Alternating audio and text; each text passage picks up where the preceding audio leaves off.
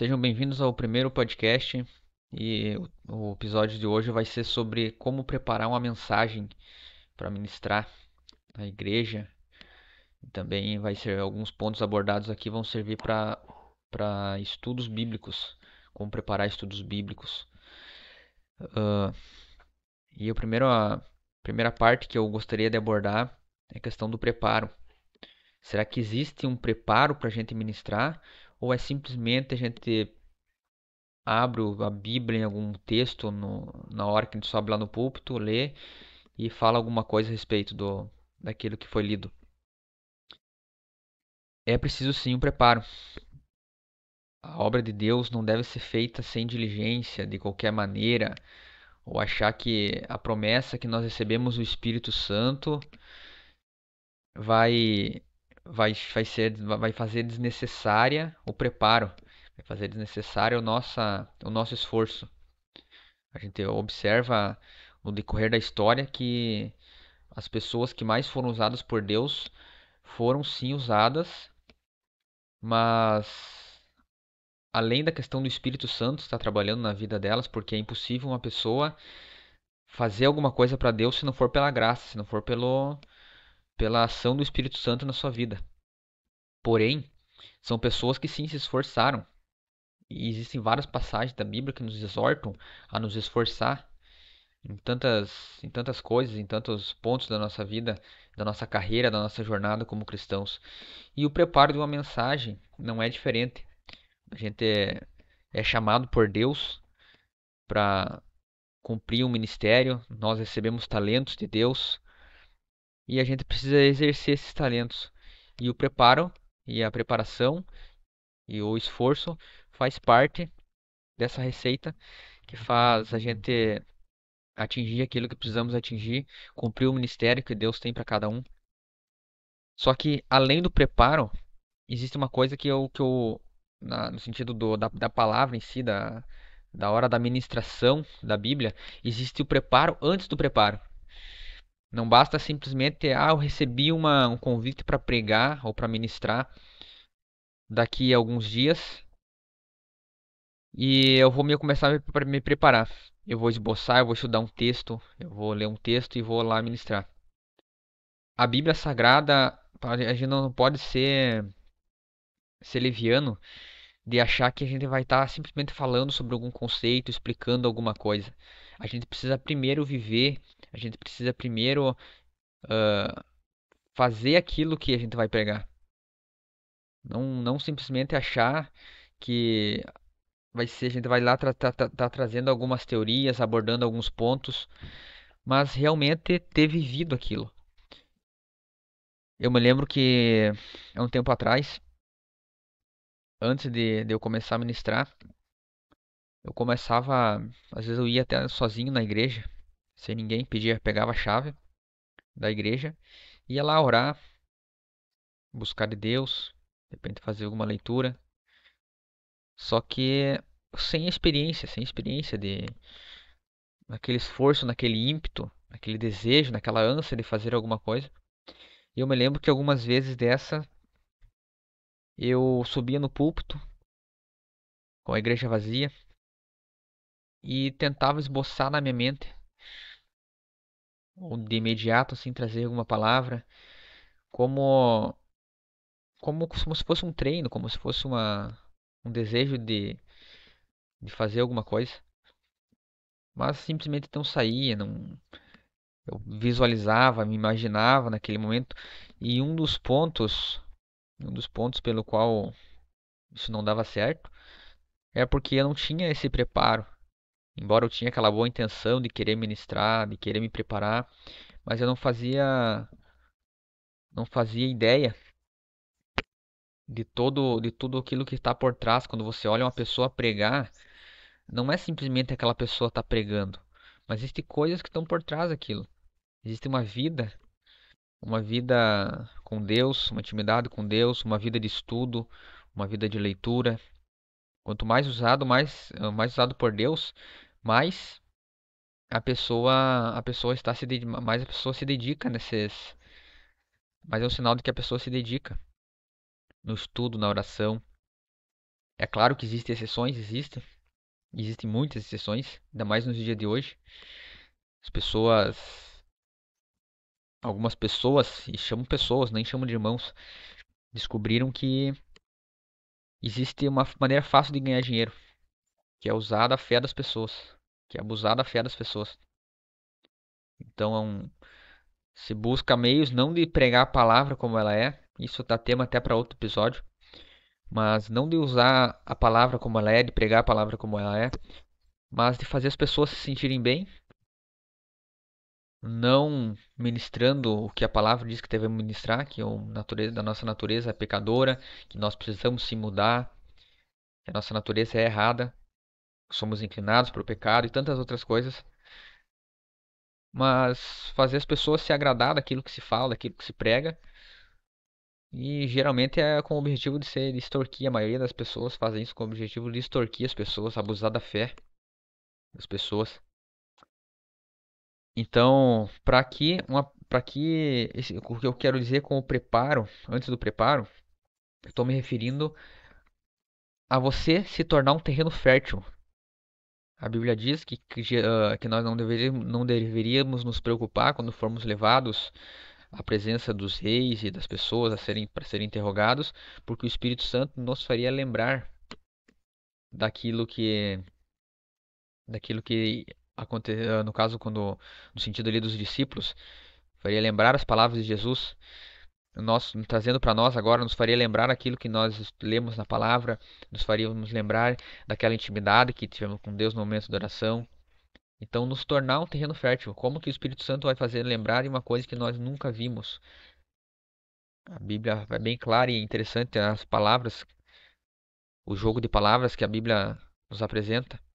A palavra não fala que o Espírito Santo iria revelar aquilo que nós deveríamos falar, mas nos faria lembrar. Ou seja, lembrar é porque nós já havíamos recapitulado aquilo, ou já havíamos visto aquilo anteriormente. E o que que faz nós nos tornar um terreno fértil? Primeira questão de nós buscar viver, não só pregar, não só estudar, mas também a questão de oração, jejum e uma vida de estudo na Bíblia Sagrada. Oração é aquilo que nos aproxima de Deus, nos faz ter comunhão com Deus. A gente não pode só ler a palavra, só ler a Bíblia e achar que aquilo vai nos fazer se tornar espiritual. É preciso buscar em oração, buscar a vontade de Deus e orar da maneira certa. A palavra de Deus traz muitas exortações a respeito disso. O objetivo do episódio de hoje não é conversar sobre esse assunto ou trazer esse assunto, mas a palavra fala muito sobre a maneira de orar, como orar. Também eu recomendaria a buscar aconselhamento se você tem dificuldade nesse sentido, a buscar em leituras também. Existem muitos livros bons sobre isso. E é uma luta, é uma busca desenvolver esse hábito. O hábito do jejum e o hábito do estudo. Eu percebo na Bíblia Sagrada esses três pontos. Jesus fazendo, talvez não de maneira direta, não explicando de maneira direta, mas desenvolvendo isso nos discípulos. O primeiro passo foi a palavra, foi o estudo. Uma das coisas que mais Jesus mais fez, e talvez a que mais Jesus fez, foi ensinar. Perceba que a gente lendo os evangelhos, a gente observa muitos pontos em que Jesus estava caminhando e conversando, ensinando os discípulos. Lá não havia meios de locomoção como tem hoje, então eles iam de um lugar para outro caminhando. E enquanto eles iam caminhando, eles iam conversando. Jesus ia ensinando através daquela. Aproveitava aqueles momentos para ensinar os discípulos. Então, o primeiro ponto que Jesus desenvolveu foi a palavra, explicar, clarear para os discípulos, ou explicar a palavra de Deus, ter esse conhecimento, esse contato, esse impacto da palavra. O segundo ponto foi a oração. Os discípulos viram que Jesus fazia muitos milagres e fazia tantas coisas, mas perceba que eles não chegaram para Jesus perguntar como é que faz para fazer milagres, como é que faz para fazer tantas coisas, mas eles perceberam que a fonte daquilo, a fonte do que Jesus fazia, através de uma comunhão. Jesus, em muitas passagens, Muitas passagens subia ao monte para ter comunhão com Deus. Então, esse era o segundo ponto. E aí os discípulos percebendo isso, percebendo que o que fazia Jesus fazer o que ele fazia era a comunhão que ele tinha com o Pai, e através dessa comunhão, a ação do Espírito Santo. Então eles pediram para ele para saber, queriam saber como que eles faziam para orar, como ter essa comunhão. E Jesus lhes ensinou. Foi outro passo que Jesus foi aplicando para eles. E por fim o jejum. A Bíblia diz que os fariseus questionaram Jesus por que os discípulos de João jejuavam, por que os fariseus jejuavam e os discípulos não jejuavam. E aí Jesus falou: podem os convidados das bodas estar tristes enquanto o noivo está com ele? Ou seja, enquanto Jesus estava com os discípulos, imagina, na companhia do próprio Cristo. Mas agora vai haver dias em que o noivo lhe será tirado, e então jejuarão. Então esse foi o terceiro passo. Ali no dia de Pentecostes, durante 10 dias, eles ficavam em oração, em jejum, buscando a Deus. Cumprindo-se o dia do Pentecostes, o Espírito Santo foi, o Espírito Santo desceu. Então o que que eu recomendo que você reflita? Reflita como é que está a sua vida, como é que está a tua vida de oração, como é que está a tua vida de consagração, como que está a tua vida de estudo, e procure criar um plano de ação. Perceba os pontos em que você está em falta e crie um plano de ação para melhorar isso. Outro ponto também que causa grande, às vezes até conflito entre irmãos, é aquela pergunta: esboçar ou não esboçar? Eu me lembro que eu tinha muito preconceito. Logo que eu comecei, na minha mente eu teria que esboçar. Na minha mente todos deveriam esboçar. Era a questão do preparo. Imagina uma pessoa que está fazendo a obra de Deus e não tem o mínimo interesse em se preparar minimamente, de fazer algumas anotações e trazer a palavra. Eu tinha muito preconceito quanto a isso. Do mesmo jeito, havia irmãos que tinham um pensamento diferente, que não podia esboçar, que é na hora o Espírito Santo entrega tudo e amém por isso. Ah, até que um dia eu estava lendo um livro, e não era um livro cristão, mas era um livro a respeito de falar em público. E naquele livro falava a história de,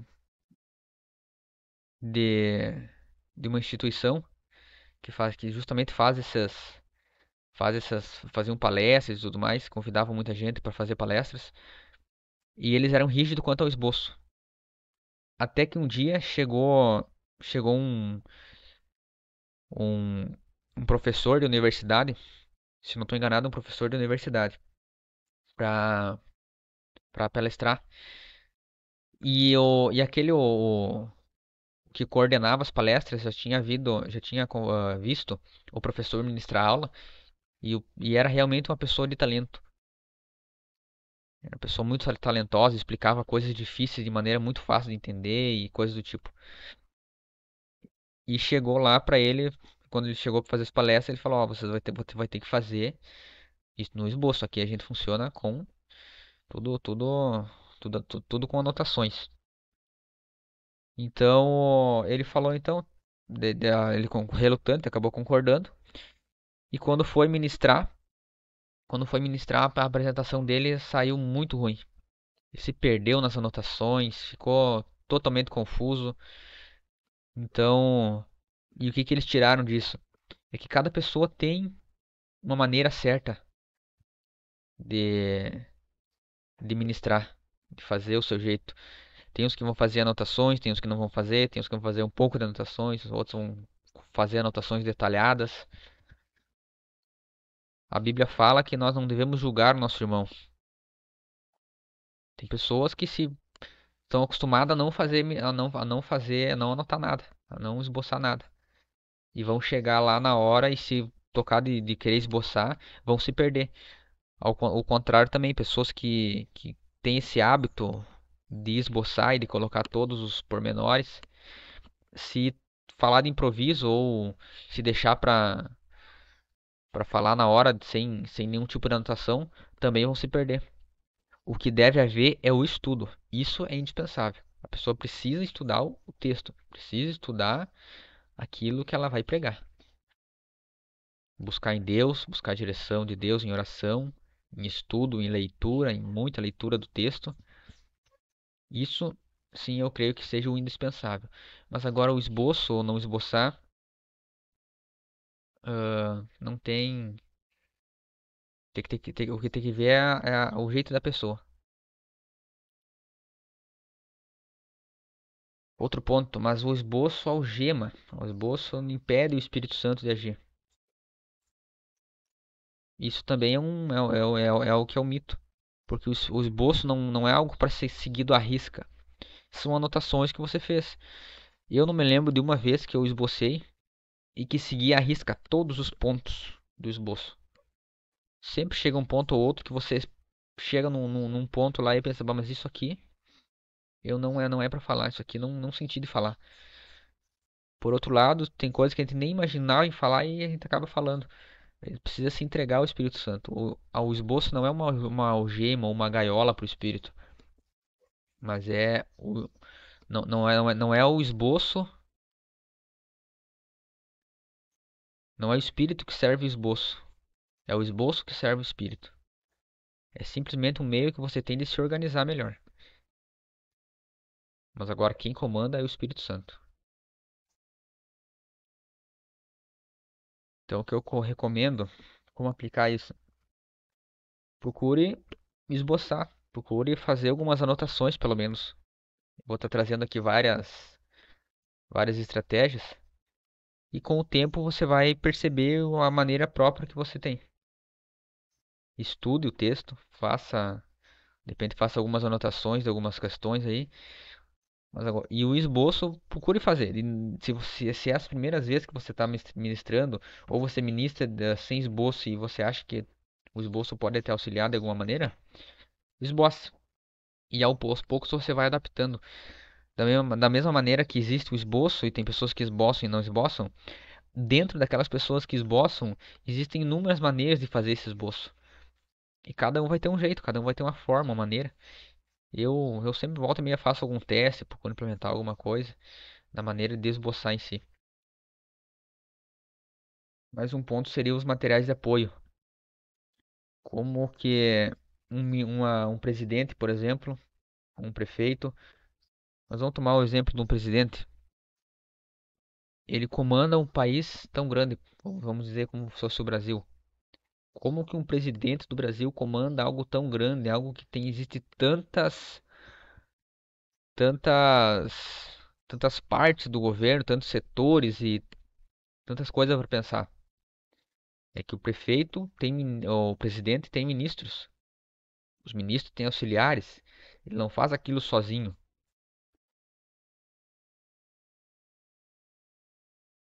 É possível, é possível ter uma boa qualidade de uma mensagem, mesmo sabendo pouco.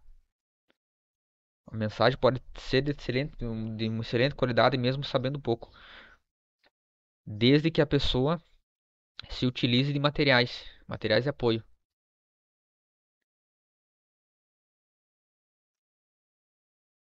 E digo por experiência própria, fica muito mais fácil a gente esboçar, fica muito mais fácil a gente estudar o texto se a gente estiver usando materiais, se apoiando em alguns materiais.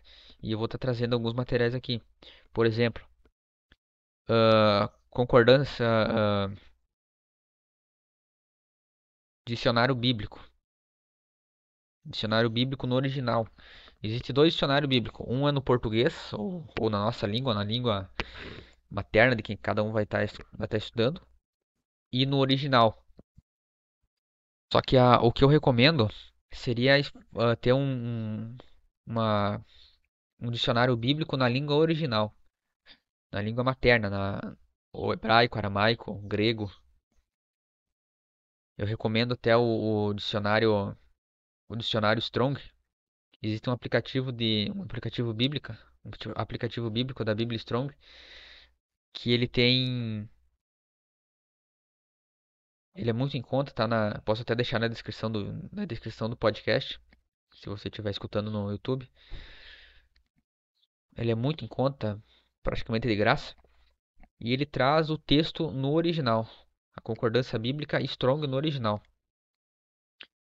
Então você tem uma dificuldade, não entendeu alguma palavra que está lá no texto, você vai no dicionário e você vai entender essa palavra.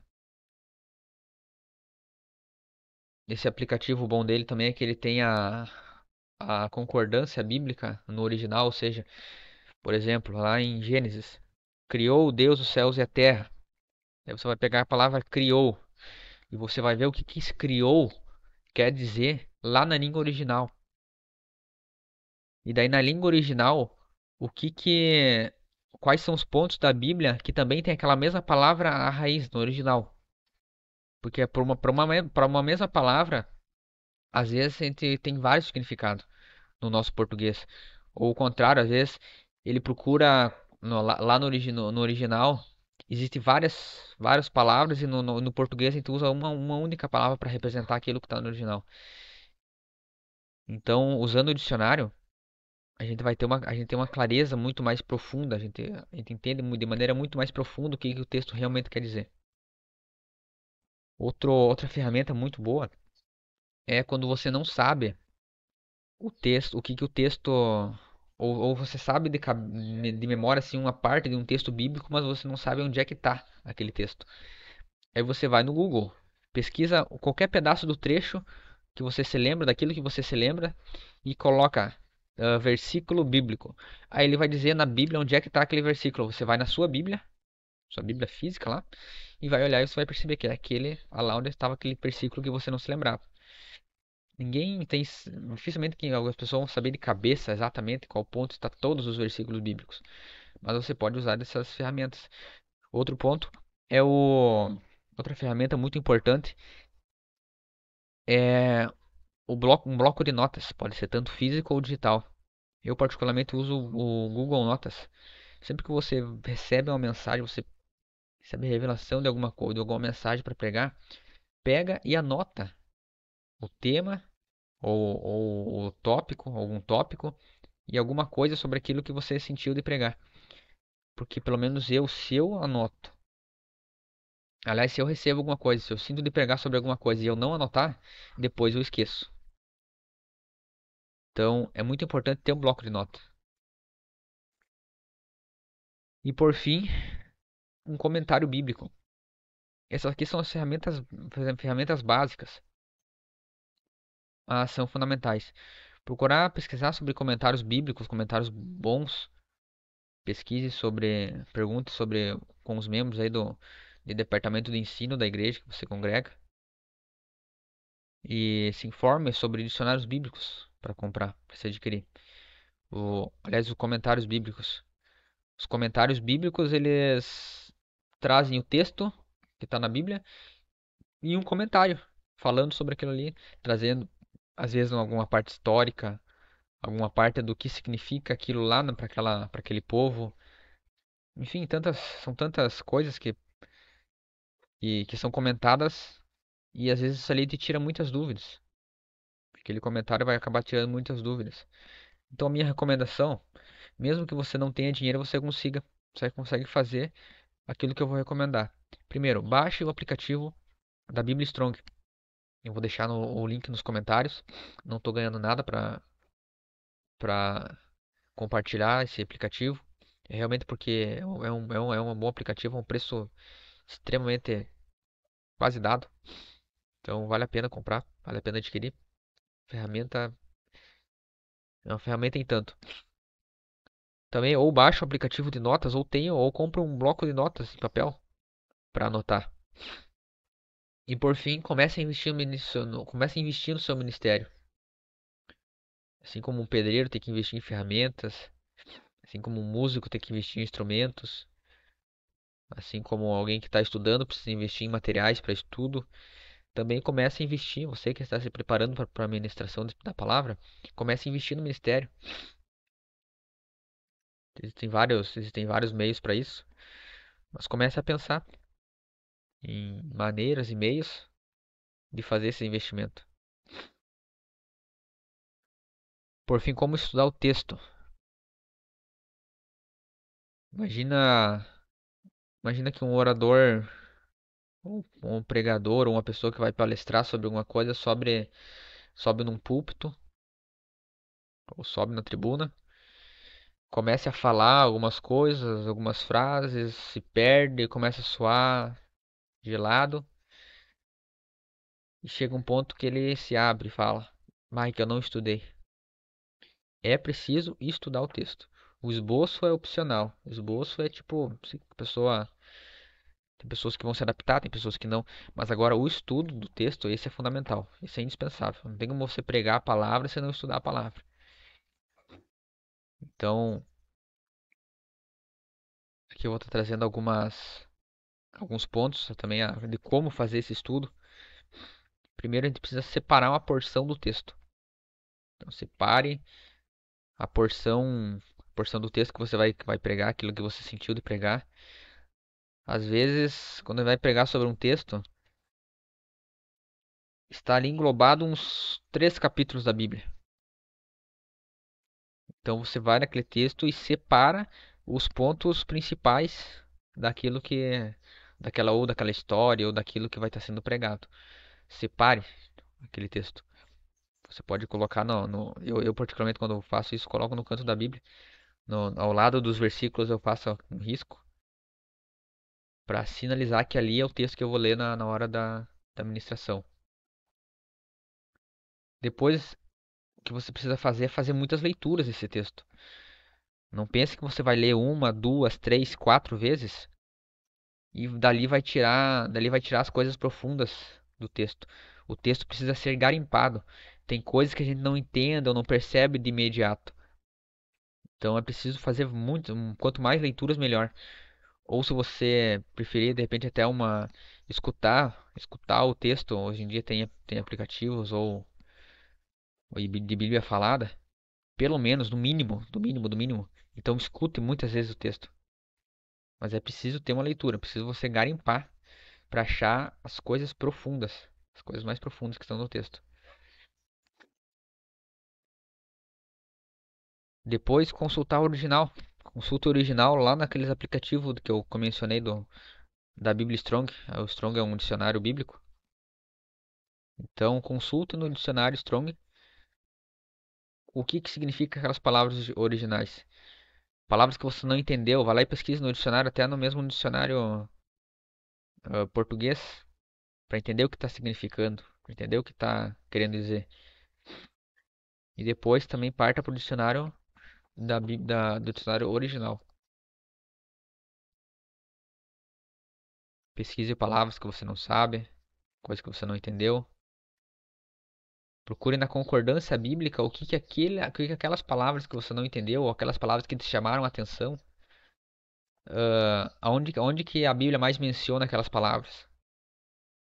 Às vezes você percebe uma palavra que quer dizer ira, mas no texto parece que não está querendo dizer a mesma, não está tão intenso. Aí você vai lá na concordância bíblica, olhar em outros pontos da Bíblia o que significa, ó, outras passagens que usaram aquela mesma palavra, e você percebe que naquele contexto daquelas outras passagens, aquilo foi algo extremamente forte. Então, se foi extremamente forte nos outros também, é naquele momento. O peso que aquela palavra tinha. Você consegue mais entender o peso das palavras. E por fim, procure anotar no bloco de notas aquilo que você vai pegando o texto. Isso não é o esboço, isso é o bloco de notas que você está usando para o estudo, não para a ministração em si.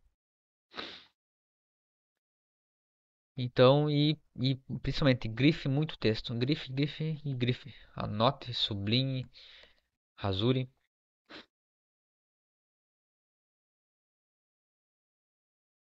E por fim, chegamos à parte do preparo. Seja esboçando ou seja não esboçando.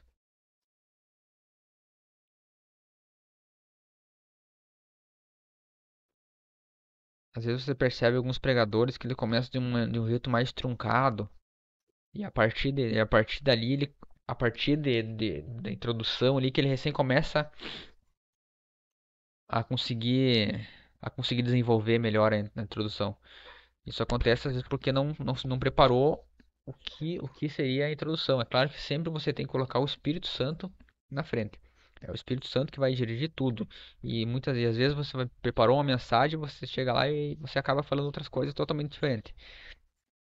Por essa ação do Espírito Santo. E é bênção. Porém, você precisa estar preparado. Você precisa estar preparado. Então, para evitar de você ter essa dificuldade no início, procure padronizar. Mas tem uma padronização do que você faz na introdução, principalmente. E ao meu ver, o melhor tipo de introdução é a contextualização. Você perceba que não existe um texto na Bíblia que não tenha contexto. Inclusive isso tem até um ditado que diz que texto fora de contexto é pretexto. Então, todos os pontos da Bíblia têm um contexto. Imagina que eu pegue um livro qualquer aqui e leia uma frase. E eu e pergunto para você, o que que essa frase quer dizer? Você não vai saber dizer. Você vai me dizer, não, eu preciso ver o que que tá na página inteira, no que tá no capítulo inteiro, eu preciso ver o título do livro para ver do que se trata. Preciso entender o contexto. Então, leia, além de ler o texto que você separou, estudar o texto que você separou para ministrar, também procure ler pelo menos o capítulo anterior e o capítulo posterior daquele texto que você separou para pregar, para entender o contexto. E aí a introdução tua vai ser o contexto, explicar o porquê como que aquele texto que você está pregando chegou naquele momento, chegou naquilo que você vai pregar. Nada cai de, não existe nenhum texto na Bíblia que cai de paraquedas. Existem associações que você faz com o texto posterior e anterior. Quando se fala de um livro, é muito fácil você entender isso. Não tem como eu ler um pedaço do livro e tirar uma frase do livro, uma palavra do livro e tirar uma conclusão. Eu preciso analisar o contexto. Só que com a Bíblia tem pessoas que pensam diferente, acham que é diferente, acham que eu vou ler um capítulo e aquele capítulo ali vai dizer tudo o que eu preciso. Vai me fazer entender aquilo que eu preciso entender. Mas não. O texto, o que que diz antes, o que que diz depois. Então medita no contexto. Às vezes é difícil. É muito difícil no começo, pelo menos para mim foi assim. É muito difícil entender o contexto. Às vezes você tenta associar e não consegue, mas parece que não tem nada a ver aquilo que foi escrito antes e o que foi escrito depois. Às vezes é difícil entender isso, mas é preciso meditar. O antídoto para isso é a meditação no texto. Até que chega um ponto que dá um estralo. Ah, isso aqui. Esse que é o contexto, então. Depois da introdução, seriam os tópicos e subtópicos, que são aquilo que vai ser abordado em si, seria o texto em si. Isso pode ser feito através de perguntas, por exemplo, vamos ao exemplo de Davi. Davi, a perseguição de Saul contra Davi. Você pode tentar fazer perguntas. Por que que, por que que Davi foi perseguido por Saul? Por que que Davi não revidou ou não se aproveitou e matou Saul quando ele teve a oportunidade? E cada pergunta dessas pode ser um tópico, pode se tornar um tópico daquilo que você vai ministrar. E a partir depois dos tópicos você vai desenvolvendo aquilo que está na pergunta. Então faça essa lista dos pontos principais. Outra maneira também que eu faço, eu pego todo o texto e vou colocando e coloco todos os versículos, coloco todos os versículos que eu vou estar ministrando. E aí Por exemplo, o versículo 26. E aí o versículo 26 ou o V26 representa tudo aquilo que eu vou abordar sobre que está dentro daquele versículo.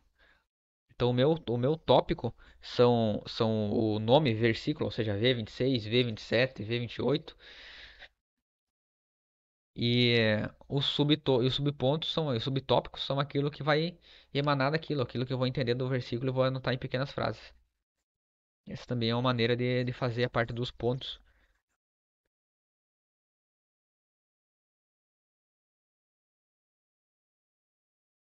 Por fim, a conclusão. Você já percebeu que às vezes geralmente em congressos ou palestras, sequência de palestras, tem as palestras das pessoas que foram convidadas e tem no final, para fechar, para encerrar com chave de ouro, como se fala, o anfitrião ou o palestrante mais reconhecido ali daquele meio é quem vai fazer a última palavra, vai trazer a última palavra. Associando isso, a gente pode trazer esse mesmo conceito na nossa administração. Quem que seria esse anfitrião? Quem que seria o nosso anfitrião? Isso eu tenho aprendido com o irmão da igreja que eu congrego. E a gente não prepara a conclusão. Ou seja, mas você acabou de falar da importância do preparo e tudo mais, e agora chegou na conclusão, você não vai preparar? Não, não vai preparar. A conclusão, o primeiro ponto é você ter uma vida de oração e jejum. Você precisa ter uma vida de oração e jejum. E segundo, não prepare a introdução. Como que você faz? Não, simplesmente pede para as pessoas ficarem de pé e fale conforme o Espírito Santo for lhe falando para falar. Você já desenvolveu toda uma mensagem. Agora você precisa deixar o Espírito Santo concluir aquilo. O Espírito Santo é o nosso anfitrião. Mas isso não se faz sem uma vida de oração e jejum. É o Espírito Santo que vai te mostrar, vai te fazer entender o que precisa ser falado. Eu não estou dizendo que você vai deixar o Espírito Santo agir só na conclusão. Não é isso. O Espírito Santo vai agir em todos os pontos. Às vezes vai ter pontos lá na mensagem que você vai achar que era para pregar e você não vai pregar. O Espírito Santo vai te falar, ó, não é pra, não prega esse ponto. Então, e você não vai pregar. Ou vai pregar, ou vai falar coisas que você não imaginou, você não se preparou. É o Espírito Santo que vai estar no controle. A diferença da conclusão é que a conclusão você não vai nem preparar. Você nem prepare. Deixa esse ímpeto vir. Deixa o Espírito Santo agir. O Espírito Santo trabalhar. Por fim, para concluir, o que eu quero dizer é que cada um tem um jeito. Cada um tem uma maneira. E a gente não deve julgar um ao outro. Cada pessoa tem uma história de vida diferente, tem uma maneira de entender diferente, tem uma habilidade, uma facilidade diferente, um gosto diferente. E é interessante porque cada pessoa na igreja vai fazer de um jeito. Até os que esboçam cada um vai ter um jeito de esboçar. Os que não esboçam, cada um vai ter uma maneira peculiar de estudar ou de se preparar. É claro que existe a base, que é a oração, o jejum e estudar o texto, isso é fundamental. Não tenho que dizer que não deve haver. Mas as peculiaridades, alguns pontos assim, existe uma questão. O Espírito Santo trabalha na vida de cada um de uma maneira diferente. Então faça testes calculados, procure implementar algumas maneiras de esboçar, ver se isso é para você ou não. O fundamental, sempre estude o texto, sempre procure se aperfeiçoar na palavra. E por fim, seja você mesmo. Não queira ser outros pregadores. Tem pessoas que olham para outros pregadores ministrando e querem ser igual a eles. Querem fazer da mesma maneira que eles fazem. E isso acaba se tornando muito muito esquisito. Eu me lembro de uma pessoa que me comentou, um irmão que me comentou, a respeito de um jovem que estava ministrando em uma outra igreja. E ele gostava muito da maneira que ele ministrava, que ele pregava.